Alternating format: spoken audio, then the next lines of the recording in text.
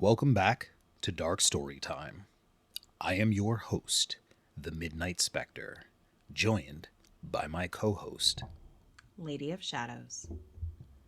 and today we are going to deep dive into one of the most prolific paranormal investigators in our community. Zachary Alexander Bagans was born April 5th, 1977, in Washington, D.C., and grew up primarily in the Chicago area after his family moved when he was young. He has said he developed an interest in the paranormal as a child. Many bios note Bagans began collecting unusual objects and developing an interest in haunted places from around age 10. He graduated from Glenbard West High School in Glen Ellen, Illinois. Early accounts of his resume indicate Bagans worked various jobs before television, notably DJ work, which helped him meet collaborators who later worked on his projects. That precursor documentary premiered on the Sci-Fi Channel in 2007 and brought wider attention to the group's work. Bagans co-created and became the lead host of Ghost Adventures, a paranormal reality series that premiered on the Travel Channel on October 17, 2008. The show follows Bagans and his crew investigating locations claimed to be haunted. Over the years, Ghost Adventures expanded into many seasons, specials, and related series, and the program remains Bagans' primary public platform. The Ghost Adventures crew has included longtime collaborators Aaron Goodwin, Billy Tully, and formerly Nick Groff. Groff left the series after many seasons, a move that generated discussion among fans and some public disagreement. Bagans has authored and co-authored several books tied to his career and approach to the paranormal. For example, Dark World, Into the Shadows, with the lead investigator of the Ghost Adventures crew, and Ghost Hunting for Dummies. He's also released other memoir and collection titles and audio editions. He wrote, produced, and appeared in documentary features tied to his work, most notably the feature Demon House, 2018, a film about an allegedly haunted house Bagans purchased and investigated. The film drew sizable attention from both fans and critics. Bagans assembled a large personal collection of objects reported to be haunted and cursed, and opened Zak Bagans' The Haunted Museum in Las Vegas. The museum, housed in Wengert Mansion, showcases dozens of items Bagans has collected, including the so-called Dybbuk box, among other well-publicized artifacts. The attraction opened to the public in the late 2010s and has been used for tours and TV projects. Bagans is a polarizing figure in paranormal media. He has a large, dedicated fan base, but also substantial criticism from skeptics, media reviewers, and some former collaborators. Typical criticisms include method and presentation, critical reviews of his film work, internal disputes and departures. Those critiques do not negate Bagans' popularity, but they are part of his public record and explain why many mainstream scientists and skeptics view his work cautiously. Bagans has lived in Las Vegas for many years, where his museum and many business interests are based. He was publicly in an on and off relationship with model/TV personality Holly Madison, beginning around 2019. In 2025, Madison confirmed their breakup and subsequently accused Bagans of cheating with multiple women. Allegations reported in entertainment outlets. Representatives for the parties did not publicly resolve those claims at the time of reporting. Ghost Adventures continues to air new investigations. Bagans and his team continue to investigate prominent locations in 2024 to 2025, including a high-profile investigation inside the house used for the 1982 film The Poltergeist. Museum and tours continue in Las Vegas, where the Haunted Museum still operates as a ticketed attraction and appears in Bagans' media projects. All right, so we're going to dive into this, but we're going to start with our own personal experiences on where we first encountered Zak Bagans, which of course was on Ghost Adventures. Now I remember sitting down and watching Ghost Adventures for the very first time, and one of the things that stood out to me was how he approached a a lot of these paranormal situations, where a lot of paranormal investigators at the time were very timid. They were very respectful. Zak Bagans and his crew had a habit of instigating. Antagonizing. Yes, and anyone who is a paranormal investigator or anyone who is a paranormal enthusiast knows that antagonizing the paranormal spirits is probably not the greatest idea, because they do have a tendency to respond back in ways that are very unpleasant. Right, but I do think the reason why him and his team did it was to get that activity up, because without it, it could be a miss, but they wanted to make sure that they got a hit. Absolutely. Plus, no one else was doing it at the time. Right. I remember watching Taps. Taps was really good. They produced a lot of really good evidence, but they were very respectful. They approached the situation very timid, and a lot of what they would show was the typical, did you see that? No one saw it. Did we get it on camera? We didn't get it on camera. So while they did have very compelling evidence, a lot of what they would talk about during the investigation, you wouldn't actually see on camera. And I think Zak was trying to be different from that with Ghost Adventures. I think he was pushing to get as much evidence on camera as he could, so that you would stop and say, holy shit, this is actually real. Right. He came back with the proof. He came back with the receipts, where other people were lacking in that. He was producing it. He was showing it up. Yeah, and I'll never forget, one of my favorite episodes was where he did a haunted plantation in Louisiana. And he was sitting in the actual slave houses. These houses still standing to this day, haven't been touched or refurbished, or they're just sitting there, these shacks with one room completely empty. And I'll never forget when he was sitting in there on a stool and he was trying to get EVP recording, and you could hear children. And it wasn't when he played back the EVP that you caught it. Clearly, you could hear the children speaking and laughing on camera as if they were actually in the room. And when it was one of those times where he jumped up and he's like, did you hear that? And everyone is like, yes, we heard that loud and clear.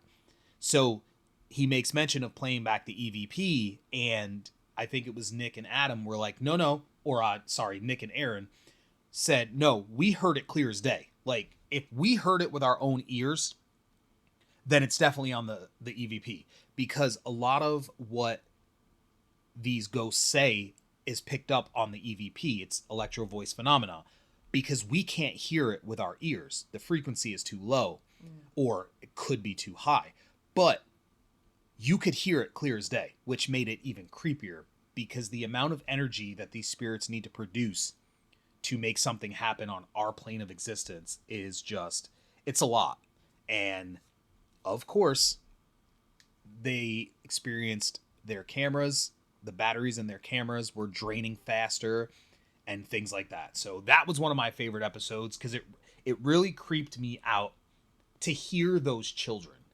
And I think we can all agree there's nothing creepier than fucking kids. Kids are creepy. Kids are fucking creepy. Kids are absolutely creepy. So yeah, that was the Myrtles Plantation, which was aired in February of 2014. So yeah, that was done in Louisiana, and the Myrtles Plantation had at least 10 confirmed murders throughout the slavery years. That was absolutely one of the creepiest and most real, I felt, because you could sense the fear in the entire team. Absolutely. And whether they're good actors or not, like, I'm They sorry. were afraid. They were afraid. They were scared. They were creeped out, for sure.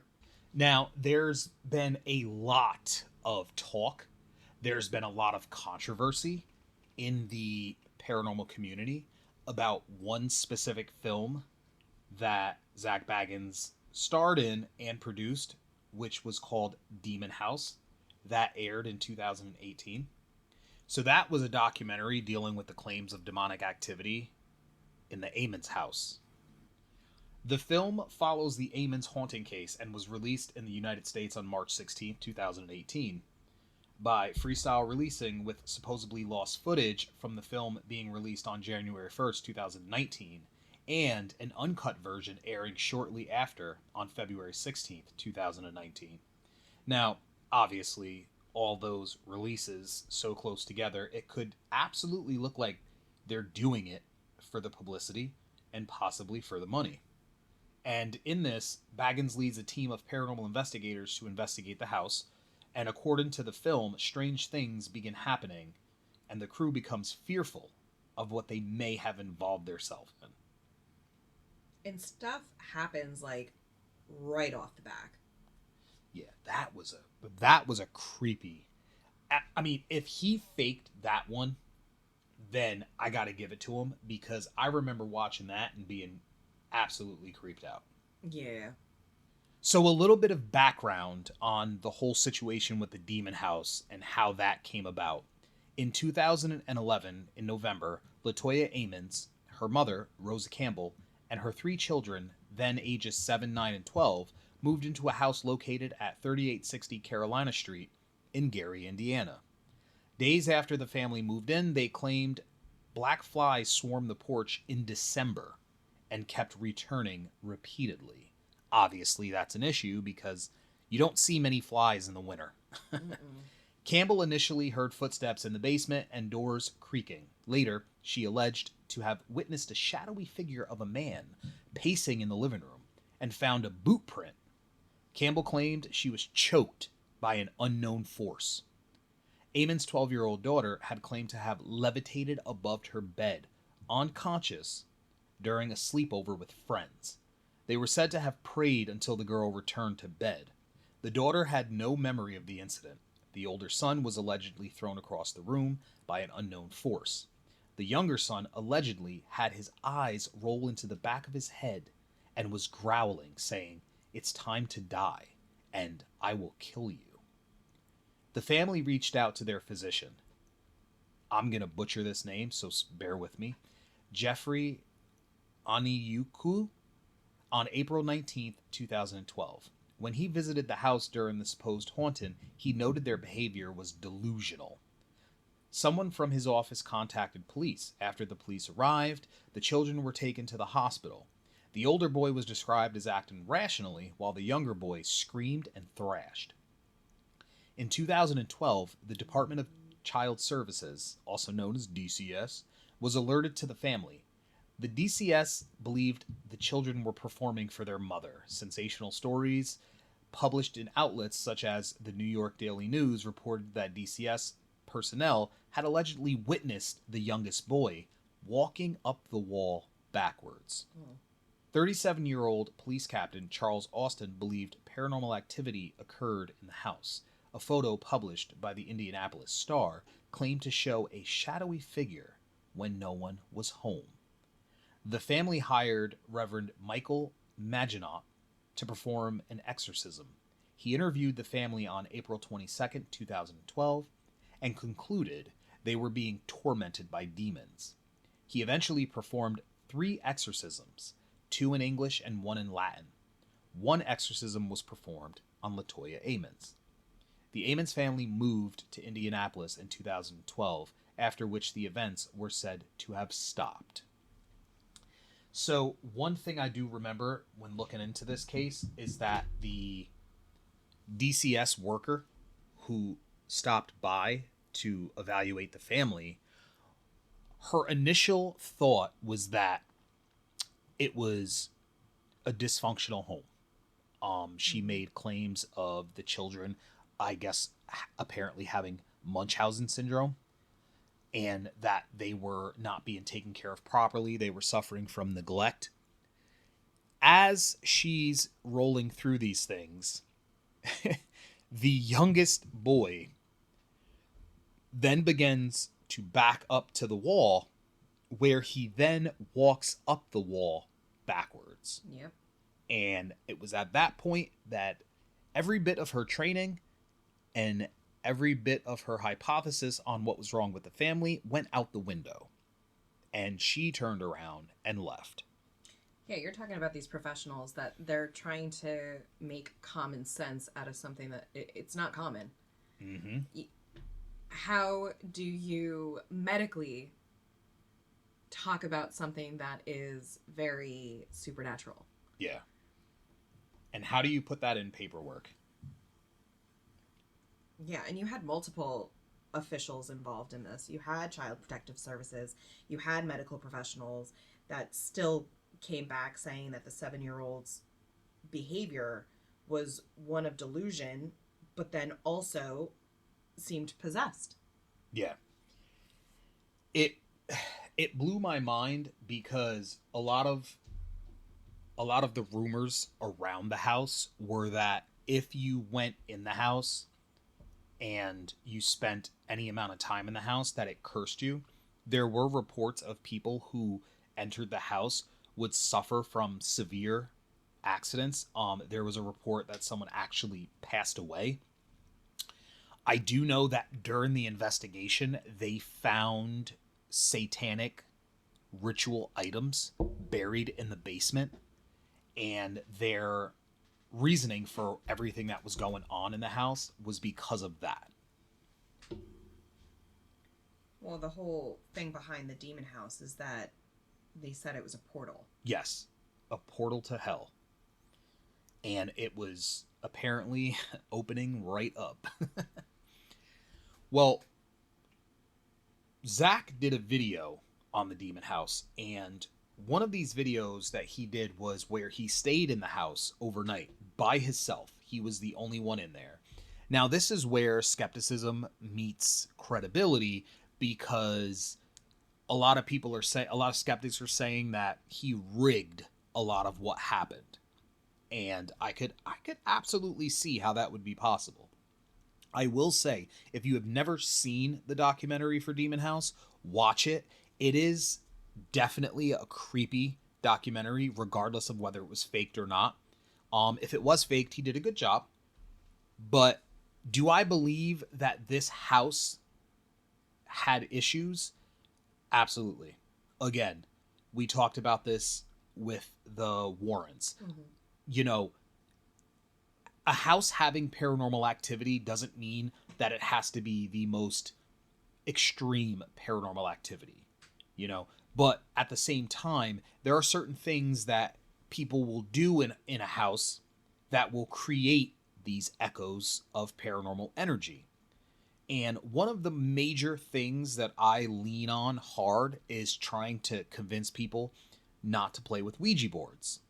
Because as we've talked about in previous episodes on this podcast, it's just a bad idea. And what a lot of people don't realize is a Ouija board is a door. It's a door that once it's opened, wherever that Ouija board is, you can't close that door. And a lot of people will say, well, yes, you can. There's ways that you close out a Ouija board. No, because there is energy that leaks out of the board and stays in the area that you played with that Ouija board. And once that happens, you can very well expect a lot of weird things to start going on in your place of residence. So you're inviting that energy right in. Oh, yeah. So with Zak Bagans, he actually purchased the home in 2014. Mm-hmm. And then in that time is when he created the documentary Demon House. Yeah. After creating that documentary, he demolished the home in 2016. So you have to ask yourself, was it just for media? I don't think so. Because if you buy a property just to tear it down 2 days later, no. There's got to be truth behind it. And then the documentary wasn't even released yet until 2018. So there was a lot of do I release it? Do I not release it? But I think he made the right choice by getting rid of the home. Yes. And tearing it down just to save more people from the possible demise that comes from hauntings and possession. Yeah, I agree with you. I also heard rumors that it's part of the reason why he wears glasses now. And I don't know how true this is, but there was a rumor going around the paranormal community that Zak Bagans, when he stayed in the demon house, so the one thing that the demon house was infamous for was leaving its mark on people who visited. So whenever someone would visit the demon house, negative energy would attach themselves to them, and it would cause an issue in their personal life. And one of those things for Zak was apparently it ruined his eyes. Mm-hmm. And the rumor that I heard was that he has to wear a specific type of lens in his glasses. It's not just so that he can see, like his vision is damaged. It's actually, it has something to do with his eyes not being able to move properly. So he wears prism glasses. Prism, there we go. Yep, and this is to correct a permanent double vision, so it's diplopia, and causing him to constantly cross his eyes. And this was developed after his experience in the demon house. Coincidence? Maybe. But who really knows? Zak Bagans also has a haunted museum where he puts a lot of the items he's collected over time. These items, of course, being haunted objects. You can find this museum in Clark County, Nevada. Now, he did come out with a show where he would showcase some of the items in this museum, and he would have the people who donated them talk about why the item was haunted. And I remember one episode specifically where someone donated a dresser, a very old dresser. And the reason why they donated it was because they said that whenever someone would put an article of clothing that belonged to that specific person into the dresser, it would cause them to have a very unfortunate accident or situation, ranging anywhere from just a slip and fall to possible death. Now, that is what sources say, but again, could that be just for publicity? Possibly. But then again, who's willing to put a piece of clothing in the dresser? I think I'll pass. I'll just sit back and let that one handle itself. So let's go back. Let's go back to what made Ghost Adventures a thing, right? Yes. So in 2007, Zak Bagans created a documentary that was called Ghost Adventures. It premiered on Sci-Fi, and the documentary followed paranormal investigators Zak Bagans, Nick Groff, and Aaron Goodwin. They explored haunted locations in Nevada, which included the Goldfield Hotel and the Old Washoe Club. It served as their precursor to their popular television series. So the television series did adopt the same name as this documentary. In it, the Goldfield Hotel was the foundation location for the Ghost Adventures team. So it was their initial documentary, and it had some extreme evidence of paranormal activity. You're talking about poltergeist activity, bricks were flying across the room, boards were being pushed over by an invisible force, which clearly scared all the investigators. So there's historical significance to the hotel. It was once the most lavish in the historic boomtown of Goldfield. Its dark past included the story of George Wingfield, the owner, who is alleged to have kept a woman named Elizabeth hostage and even disposed of a child in a mine shaft near the hotel. Wow. Local experts, after seeing the evidence, included that the flying bricks, they agreed that these entities were still present in the hotel at the time. and since then has been titled the scariest place on earth. Wow, that is creepy. So I want to touch on something.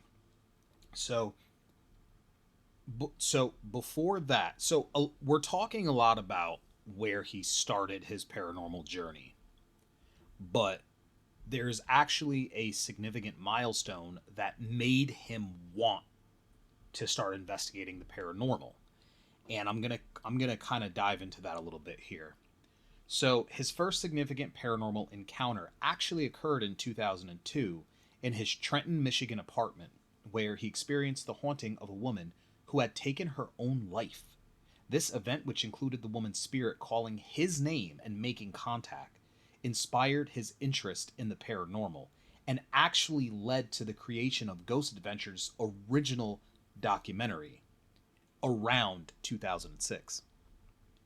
So he actually had a personal experience which rocketed him forward into the 2007 documentary. I thought that was really cool because he started because he had a actual experience that changed him significantly. And I think I saw something where he talked about that, and he said it was from that moment that he realized not all of these ghost experiences and encounters were just creepy experiences, but people from the other side reaching out because they need closure. Yeah. Now, after being someone who is a longtime viewer of his show, I don't know how much closure he's actually offered or given these spirits. He does more antagonizing than anything, but that's where it all started. So, as they say, the road to hell is paved with good intentions, but it's not so much that he kept with that logic. But that's where it started. Yeah, so that actually makes a lot of sense because the second part of his documentary was at the old Washoe Club. Now, this was in Virginia City, Nevada, where they've documented activity which included full body apparitions, instances of physical attacks that were like scratches, specifically in room 12. Now, these full body apparitions were found in the ballroom, and the entire team documented that they could see these full body apparitions. Yeah. And that was considered the pivotal moment for the show's success. Now, room 12 was known for some type of demonic presence, and they go to say that it's demonic because that is where investigators were physically scratched. They were confirmed. I want to say when we watched it, because it was a while after we started watching the show that we kind of went back and we saw the documentary.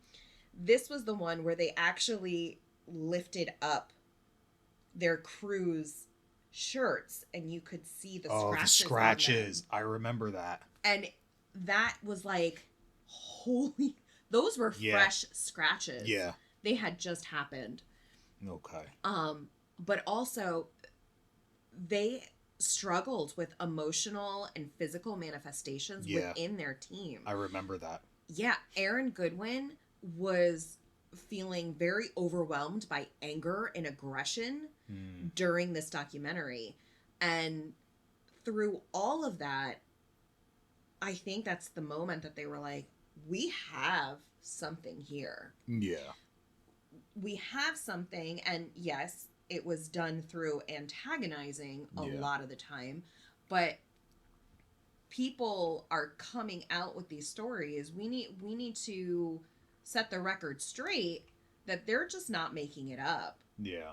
These things are actually happening, and let's try to prove to the world that there is truth behind the stories. Absolutely. And it's wild to be in a position like that, but I think one of the things about being a paranormal investigator that makes it really hard is that there are a lot of situations and experiences that you have that are more personal and you don't get them on camera And it's like, how do you convey those experiences to the rest of the world when, it's difficult to show proof when you didn't catch anything. Right. And it's one of the things that makes it so difficult. For example, I've done a few paranormal investigations myself, and what a lot of people don't realize is they look at these things and they say, wow, it's really creepy, it's really scary, how can they do this? But what you don't realize is you'll watch a show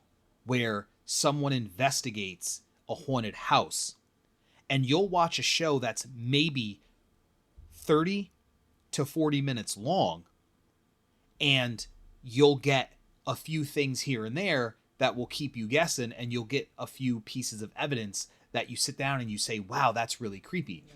What you don't see is the 6 to 10 hours of investigating that they do in order to produce maybe 40 minutes of some evidence here and there. And that is the one thing that makes it very difficult, because that's when fatigue, that's when exhaustion sets in, and maybe half of the things that you're encountering aren't really happening, but because you're so exhausted and you're so over it, that these things are happening and you're thinking it's something more than it is. I spent the night in a graveyard, and I spent easily 6 to 8 hours, and all I produced from that, honestly, was there were a couple times where we caught footage of a flag waving over a grave. Okay, they had those little American flags that you stick into the ground. Usually for veterans. Yeah, and we saw a flag waving over a grave, and this grave had a bell on it, and the bell was going off. But there was no wind, and to prove that there was no wind, we recorded the flags around that grave, and they weren't moving at all. But that flag was blowing in the wind. And while that was amazing to catch, other than a few spikes on the EMF meter, that was it for 8 hours of investigation. Yeah. And ultimately, after we did that a few times, but ultimately that was why I pulled back and started focusing on getting stories, real stories from people who went through these experiences, because the amount of hours that you're dumping into a single investigation, and then you go ahead and you take and you multiply how many times you go out and investigate, you're talking hundreds of hours just for maybe a few hours of actual footage that you can bring to the public. And it is exhausting, only for the public to then look at that footage and be extremely skeptical over it and throw it back in your face and say, well, you faked that. It actually kills a lot of the paranormal investigative community, because no one wants to put in all that work just to actually find something, bring it to the table, and then everyone say, well, you faked it. Right. So it's very discouraging, but I absolutely understand. Which brings us to Skeptics. And one of the main things that is criticized with Ghost Adventures is their method and presentation. A lot of skeptics argue that Ghost Adventures prioritizes their dramatic entertainment over rigorous investigation, and it points to heavy editing, theatrical presentation, and pretty much they, critics are claiming that it's staged or exaggerated evidence. Yeah, that it's more for entertainment versus that authentic. And then you've got media critics who describe some of Zak's documentaries as just sensational projects, And again, I don't know if he's faking it. I'll never know because I'm not there. But if he's not, just imagine how crushing that is to put all that time in to get this evidence, only for the media and everyone else to say, oh, well, that's just not real.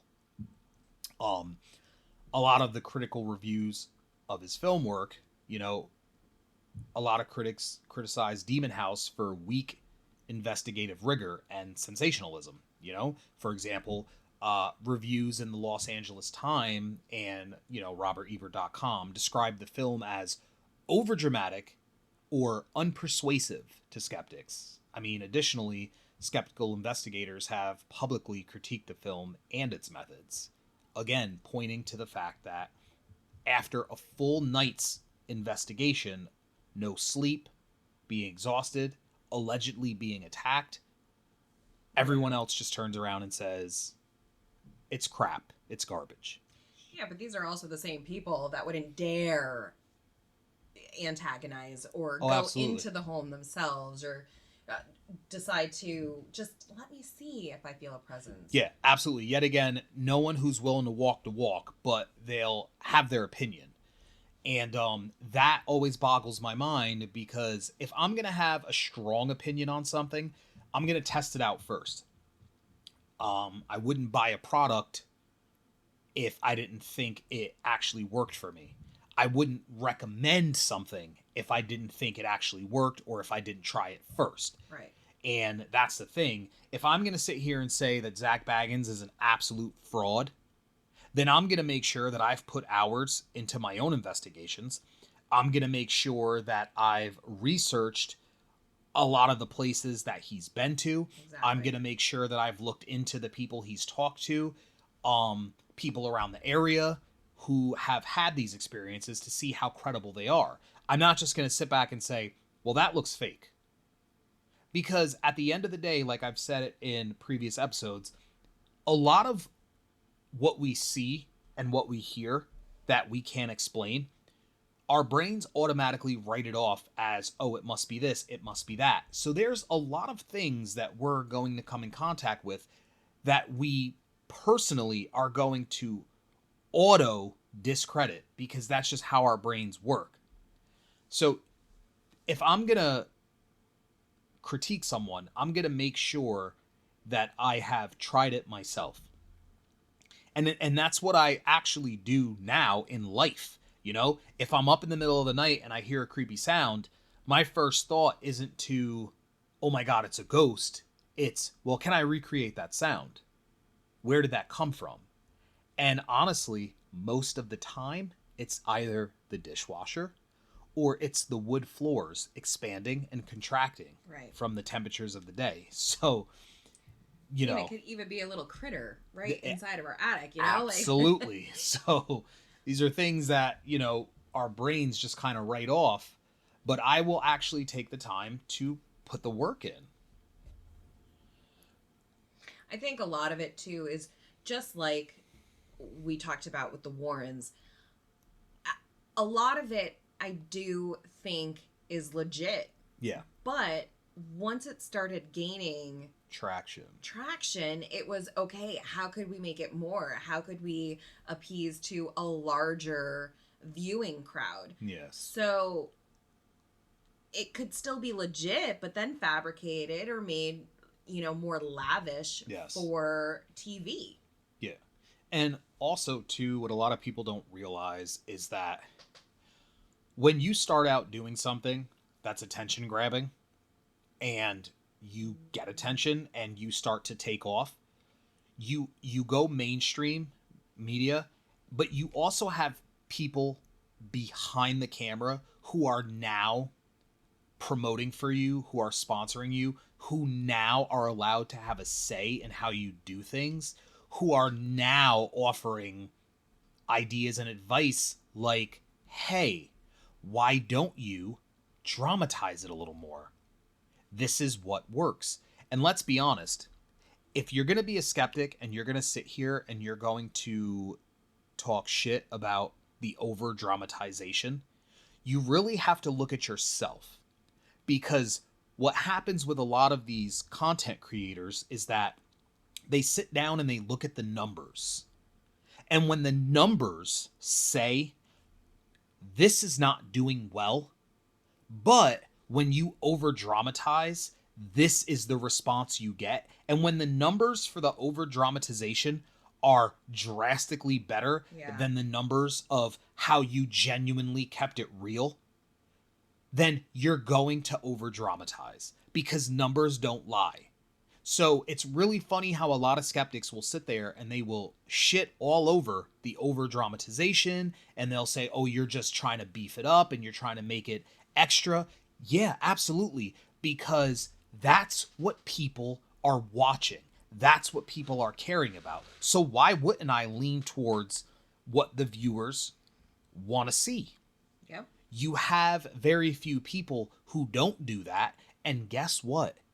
They don't do great. They do good, but they don't do great. So there's this incentive to be a little fake because that's what everyone wants to see. But that incentive is coming from the same people who are trying to down talk you for doing it. Mm-hmm. So it's you know, it's a little bit of a catch-22, but I think everyone is to blame for things like this. You know what I mean? Yeah. Even if he's faking a lot of his content, the same critics who are calling him out for it are to blame for it. You are to blame for it because that's the kind of content you want. Right. And let's state the obvious here. The critics and the skeptics are still watching. Yep. They're still watching. So really any publicity Oh yeah. is good publicity. Pretty much. So then there came the issues inside of Ghost Adventures, the group. And one of those internal disputes had to do with Nick Groff. Now, Nick Groff's departure from the show and the public comments over the years created discussion among fans about creative differences. That history has been covered in interviews and entertainment reporting. But let's dig a little deeper. Apparently, Nick Groff left Ghost Adventures in 2014 due to creative differences, a desire to pursue independent projects, and a feeling that the show itself had become more theatrical than genuinely investigative. Now, what I was just talking about was the fact that when you have other sponsors with deeper pockets willing to stand behind your show and support it, they're going to get to have a say now. So, again, when the numbers are showing that being more theatrical is bringing in the money, then you're going to lean more towards that. Mm-hmm. While the official reason given was his wish to explore other avenues, including his own show, like Ghost Stalkers, there were also claims of growing tension between co-creator Zak Bagans and a shift in the show's focus towards entertainment rather than authentic paranormal investigation. Yeah. And that's pretty much where it's gonna lead. You can only have a genuine article for so long before someone with money wants to get their greedy hands on it and turn it into a freak show, a circus. Yeah. And that's one of the biggest problems. I mean, it happens in sports. It happens in cinema. You have, for example, like, look at a lot of sports. There's a lot of boxing matches where people are saying, this is fake boxing. Well, of course it is, because you guys are paying top dollar to watch it, and you're not paying top dollar to watch the real fights with genuine fighters or genuine sports players who are going all out because that's their passion. No, you're paying more to watch the dramatics, you know? For example, look at the whole Taylor Swift thing.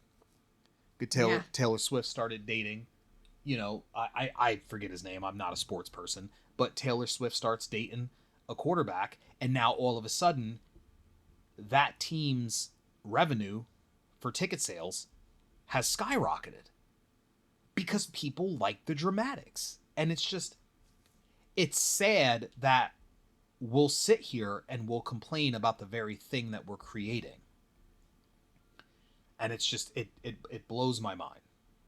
But the way I look at it is, if you have the real deal, if you are authentic and you're doing good and you're doing well enough to get start getting attention from people who want you, who want to back you and push you towards an overdramatic feel.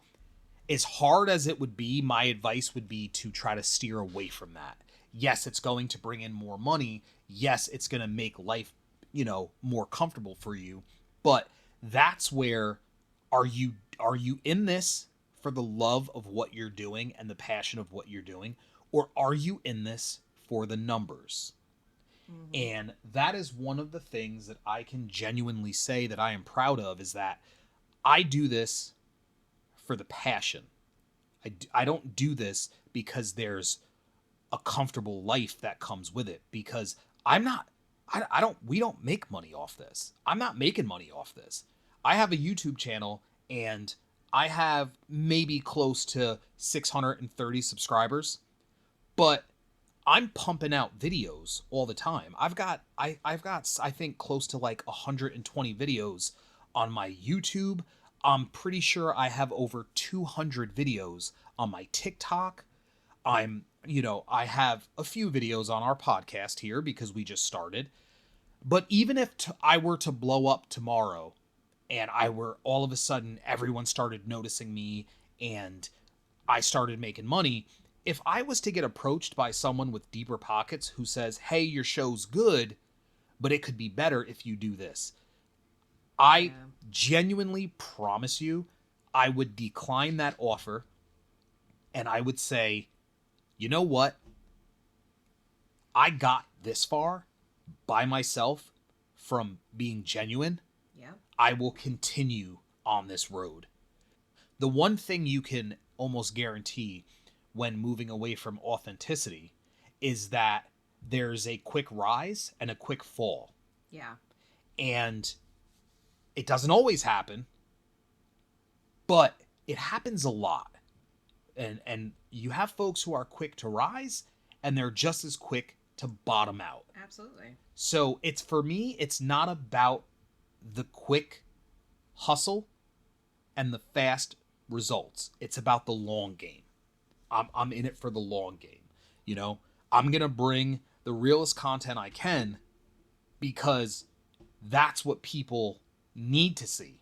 They need to see the real stuff, not the over dramatized stuff, because we've got enough of that in social media. I want to bring the real stuff. This podcast, I want to bring you interviews from real people who have had real frightening experiences. Okay?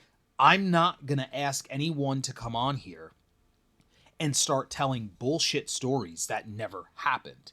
Yes, the viewer or listener will never know that 100%, but I can only hope that they would trust that I'm only going to bring real people who have had real experiences. Exactly. Because while I am a content creator of the paranormal, I am also a huge paranormal enthusiast.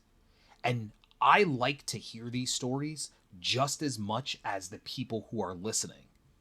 And one of the things that I have realized over my time of being a fan is whenever I hear a story and I find out later that that story is actually fan made, it crushes me because I'm like, wow, that would have been such a creepy story had it been a real experience. So my goal is to provide genuine creepy content, not sponsor backed bullshit. Right. And that's just where I'm at. Oh, sorry. In the case of Zachary Alexander Bagans, as a skeptic, I believe that he started out genuine. Mm-hmm. As he blew up and gained notoriety, he also gained people who wanted to back him. And in doing so, to line his pockets and grow his bank account, he leaned more towards over-dramatization and theatrics. And in the end, I think that's where the skeptics just kind of fell out of love with him because he's turning into what everyone else turns into. For media. Yep. Do I think it was always like that? No, I think he started off genuine, and I will always love the older content. I will always love the content where it was just three guys and two cameras and a Mm-hmm. couple microphones, and they were running around and they were getting some compelling evidence. Um, After it evolved into a squad of guys behind the camera and these expensive cameras and the expensive equipment, that's when I think he started to become more for media. I definitely agree. His earlier stuff, when he still had his own experience on his mind, Yes. his first initial experience that made him want to seek out more, that is the genuine contact. Yeah. It's it's then through the years that it was, well, what else can I do for media Absolutely. and publicity? And I think with Nick Groff, he was just like, nope, I want to go back to Yes. that genuine state. Absolutely. I don't care about the extra stuff for clout. Yeah. Let's get back to what it's originally about, and I definitely agree. Money changes everything. Yeah. Money changes people. Money, it's either you look at it and say, I don't really need it. I want to stay genuine, like you mentioned yourself. Regardless of what might be handed to you, you want to stay genuine. You want to keep it as authentic as possible. And then there's other people that are like, you know what? I can do more. How else can I get my name in the media, whether it's good or bad? Pretty much. That's just where it falls apart. But I miss the original Zak Bagans. Absolutely. I'm going to have to check out Nick Groff stuff, though. Because I feel like he went back to the roots. He went back to the passion and the love he had for it. And maybe that's what I need to be watching. So I guess I'm a little guilty of it too. So I will be checking out Nick Groff's channel. Ghost Stalkers. Yeah, and I want to see what Nick Groff is doing. And if you are like me and you want the genuine stuff, please go give Nick Groff some love. Go check out Ghost Stalkers and see what it's about. And let me know, because I will be checking it out myself, and we will go from there. Well, I would like to thank everyone for stopping by yet again and participating or listening to us participate in this discussion. I would like to thank my lovely co-host, the Lady of Shadows. You are so welcome. Thank you for having me yet again on another wonderful topic. And that's going to do it for us this weekend. I want you guys to stay safe out there. Make sure you're staying tuned to the spooky. And as always, remember to leave a light on.